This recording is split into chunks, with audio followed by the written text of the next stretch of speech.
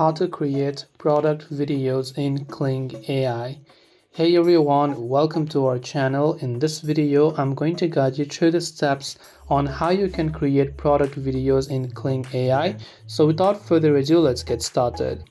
In order to create product videos, make sure to launch the Kling AI application, and this is the interface you will see, and make sure that you are signed into your account.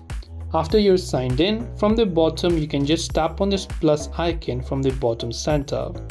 When you do that, you'll find many options over here. You have to choose the option that says AI video since we are trying to create an AI product video. So just select that particular option. Now here you have three options, either text to video, so you can give each and every prompt in a text format, or you can add a few frames by adding some images of your product. So I would recommend that you choose this frames tab instead of just text. And over here you can simply choose the start and end frame of your product. So what kind of product do you have, just try to upload an image of that, and this will be acting like a source image for you. Then after that you can upload specific start and end messages to control exact product transitions, and choose some dimensions and choose your duration, audio quality and everything. And after you enter the prompt, you can just hit the generate button over here.